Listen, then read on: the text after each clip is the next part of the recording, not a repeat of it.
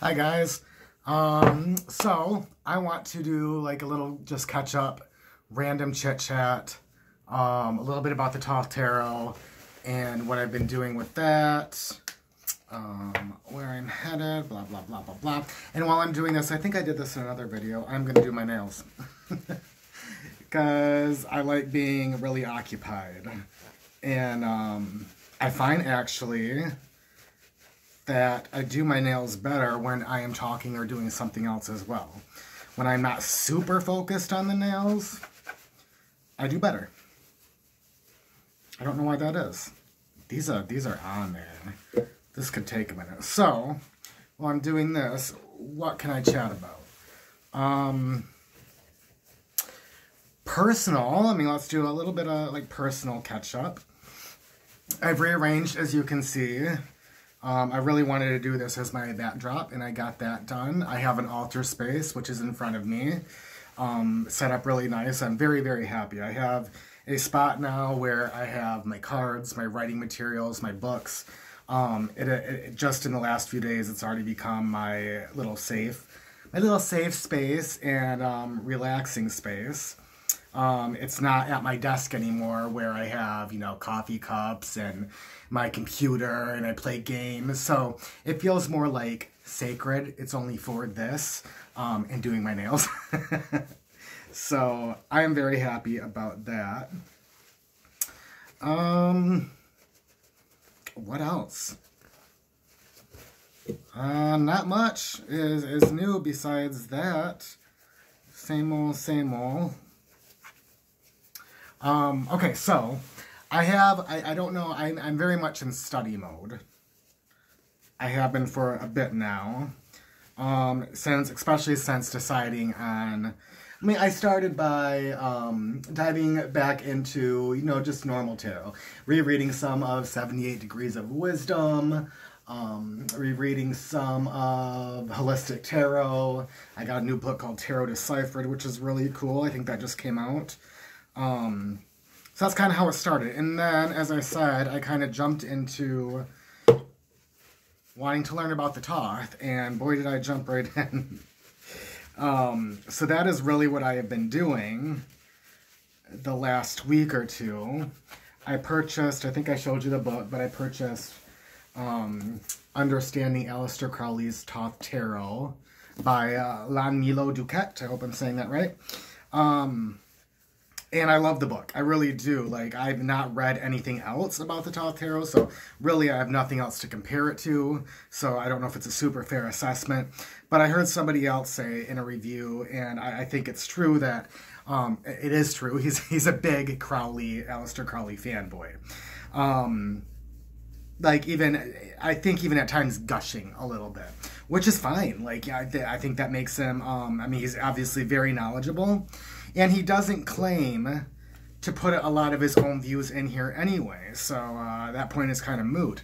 He really says that his whole intention is to use what Crowley has taught, what he's discovered, Crowley's experiences, etc., when he's writing this book. So even in like card descriptions and such, he's not really using his own material. He's not, going off the cuff per se. He is using what Aleister Crowley said.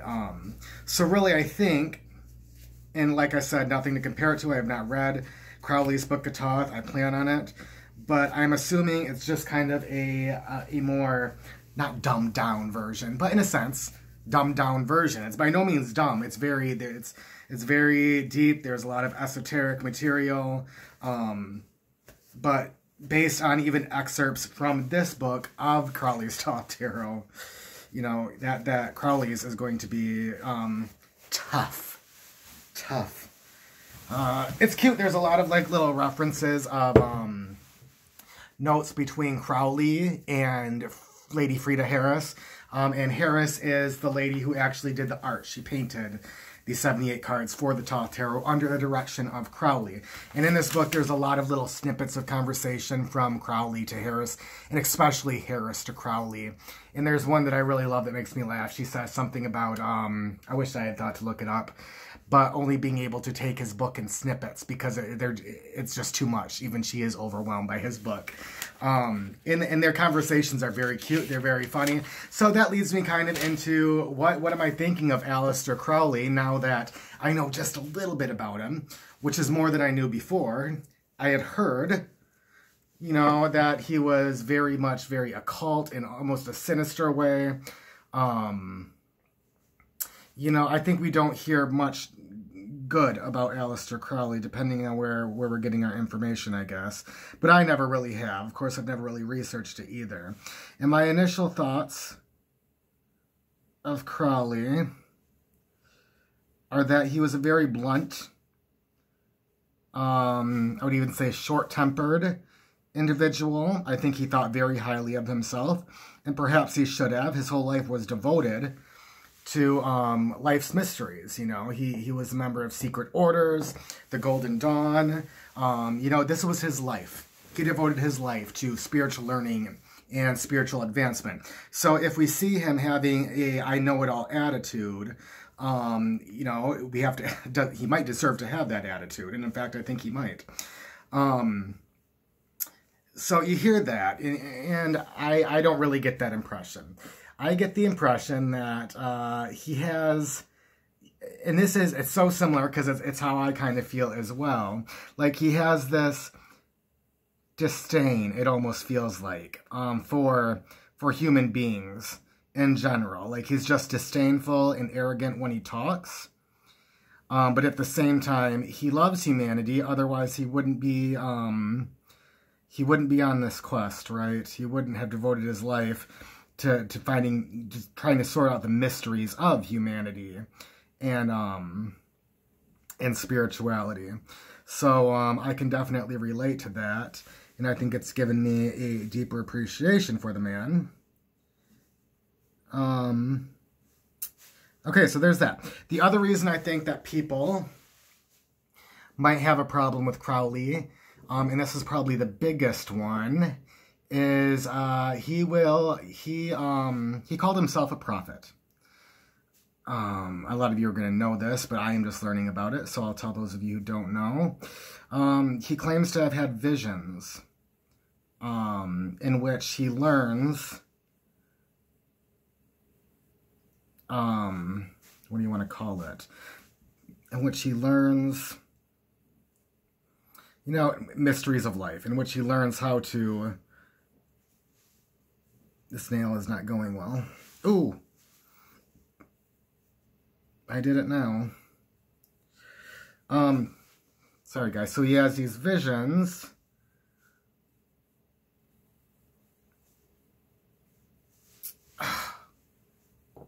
I really messed this one up. I'm almost thinking about just ripping it off, taking it off, and starting over on this finger. Maybe I can just... Yeah, I guess that works. It's not terrible right there. Okay, so he has visions, like I've been saying. And then he records these visions in a book called... It might be better if I kind of go in order of my thoughts here, so I'm not looking wrong. But it's called The Book of the Law, I believe. Liber, L-I-B-E-R something. And then The Book of the Law, which is something I definitely want to read. Don't quote me on anything that I'm saying in this video, just in case I get something wrong. I don't mean to. So, you know, he claims to be this prophet who has seen the divine, who has seen his holy guardian angel, and gets all this new information. He believes that we have entered a new, I should know how to pronounce this, but Aeon?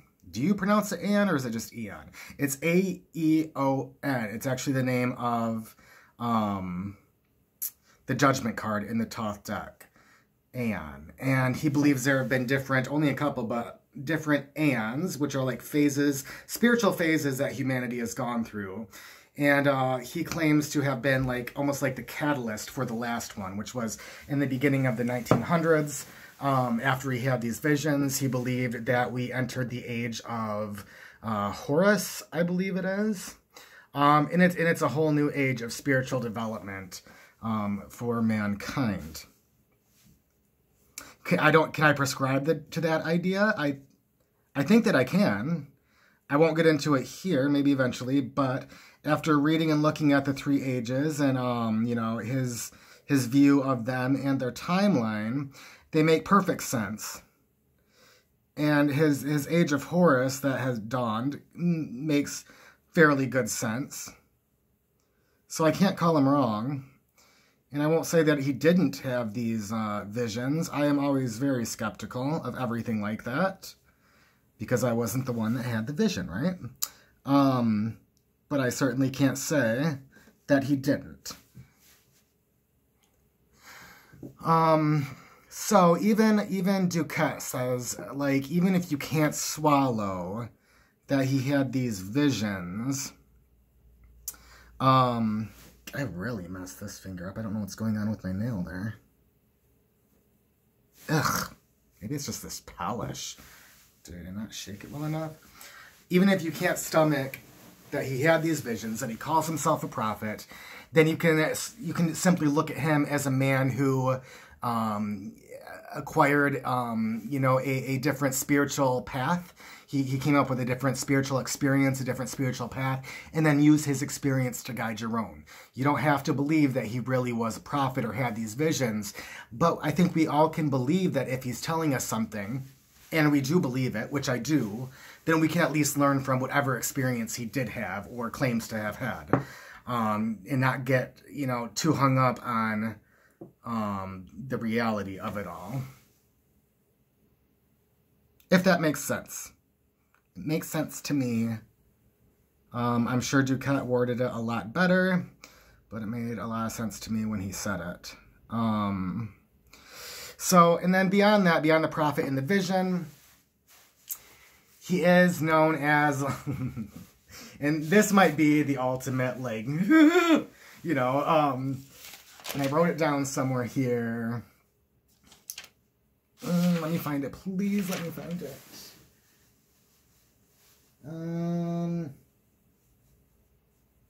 I don't know if I'll remember all of them, but he was also known as I think the Scarlet Woman, the Whore of Babylon, the Beast 666, the gosh, I wish I could find it because there's so many more.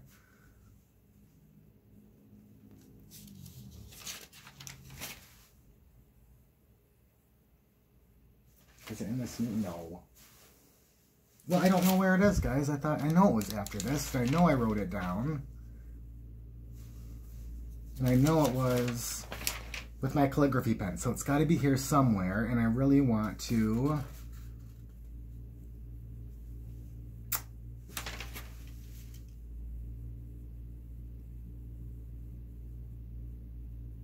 There it is. Scarlet Woman, B666, All-Father, Chaos, Whore of Babylon, and Blood of the Saints. So I only missed a couple. But those are some of the things that he's known as. And I think those terms scare people. And the one that scared me the most, being honest, is the Beast 666. You know, I have a very Christian upbringing and background. And as much as I have, you know, become very, very open-minded to everything esoterical, my initial reaction, because of my past, when I hear the B666, is, hell no. Like, that's evil incarnate. We're warned about that. You know, it's supposed to be Satan himself that ushers in the age of the 666 and uses this number in the end times and all this. So I will admit, I mean, it's even shown in the cards of the Thoth Tarot deck as his signature. I will say that apparently he uses this signature and the name because when he was growing up, his mom often called him the Beast 666. And I don't know why, if he was that much of a problem child, but so he uses that, I think, almost as, how can I say this? I don't want to offend anybody. He uses it as kind of like an affront to God, maybe. Like, not exactly. I mean, I think it's almost like a little laugh to himself. And he might actually believe it as well. Like, I don't actually think that he believes he is or was the Beast 666 you know, from Revelations, because that would have signaled a lot of end time shit that didn't happen while he was alive. So obviously he is not the beast. If you prescribe to Revelations, which I don't, you know, I don't think I do. I think I did all right. So where was I going with that? Like, so I think that he didn't take it super seriously. And all these names, I read in the book, are almost like he's trying to redeem these characters, these mythologies, by using their name in conjunction with his new spiritual teachings. He's redeeming these names. He's breathing new life into these names. He's showing how these mythological deities, names, spiritual ideas, how they can now be used in our spirituality today. God, I could have explained that so much better, I feel like, but, you know, I feel like that's his goal. Duquette agreed, like, that's what he said. And yeah, I wish I could explain that better. I think that I did. I think that I'm going to stop there before I dig into it too much. So, I don't know if I want to say much else about it. I'm going to go through my little notes here and see if there's anything that sticks out. Excuse me. Oh my goodness.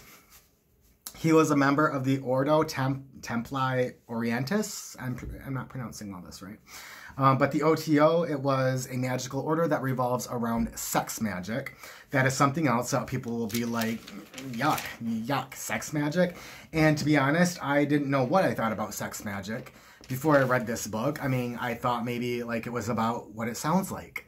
If not actual sexual relations, it's talking about partnerships and love and lust and all these, and that's not the case. And I'm not going to go into that much here, but to say that sex magic is more talking about the unification of different ideas or different deities. It's a unification of two things giving birth to another. Really is, I think the basis of what sex magic is about. It has a lot to do with numerology, different deities. So you look at the 1, the 2, giving birth to the 3. That is that's sex magic. That is sex. So we see this kind of union and multiplication all over in the world, not just in human beings, not just in animals, but in nature, in principles, and in a lot of different things. Almost everything that we can think of can in some way be thought of as, you know, sex magic in some of it, you know, in some way, shape, or form. So, you know, there's just so much in this book that you know, if I'd heard of it otherwise, I would have been like, no. But after reading this, I understand it, and in understanding, I come to a greater acceptance and real reverence for it. So yeah, the order there, the magical order. He was obviously a member of the Hermetic Order of the Golden Dawn. Apparently he had something to do with actually ending at the Order of the Golden Dawn, but the book doesn't talk about it. That's what it says, and then says, you know, read about it elsewhere. Then we have some talk about Harris and the artwork, which is just amazing. How she has used geometry and colors and different symbology from all sorts of mythologies to just really overload almost the cards with spiritual meaning. Yeah. Liber 418. Oh, it's called Liber 418, The Vision and the Voice, was his collection of visions. There's 30 visions in that book. So the Book of the Law is something. See, don't quote me on anything because I don't know what the hell I'm talking about. I am just simply giving you my opinion on what I have heard so far. I've obviously read, I've read through the book all the way once, and now I'm rereading it just to be able to take notes on it. So this reread through, the second read through is a lot slower. But I'm taking things in a second time, which makes them more instilled in my mind, and I'm writing them down, which is like instilled a third time, so it's going great. Yeah. I'm very, very excited. I got my Thoth Tarot deck a couple days ago. I looked through it, shuffled it, and then put them back in order. Because once I get to the cards again, I want to be able to actually look at the cards as I'm going through. But I'm also thinking, like, that's going to take a long time to go through every 78, to each of the 78 cards. Read the description in the book. Read the description in the Thoth. Read the description. There's different places in the book where there are different divinatory meetings. So to look at all that, to write it down, and to do that for every card is going to take me a few weeks at least. You know, like, that's not going to be easy, especially if I do it thoroughly. So I really, I don't know why I put them back together, because we know that I'm not going to wait 3 weeks to start reading, 4 weeks, whatever it is, to start reading with these. I haven't done a spread yet. But I want to. I could right now. No, my first reading with them really needs to be more personal than being online like this. But I might let you know what the reading is. So, and I'm sure at some point I will do a walkthrough of the Thoth Tarot deck. You know, and I don't know if that'll be interesting to some or not. Maybe because it comes from, you know, the viewpoint of somebody who has been very RWS for my entire tarot journey of the last 9-10 years. So it will be interesting to put the two decks together to see what I see in the Thoth Tarot deck, and I can't wait to do that, but I think I do want to get through the actual meanings and studying those of the cards before I do a walkthrough, so I don't sound like an idiot, and like every card I'll be like, what is that? What is this? Like, I want to be able to tell you some of what some of these are. Yeah.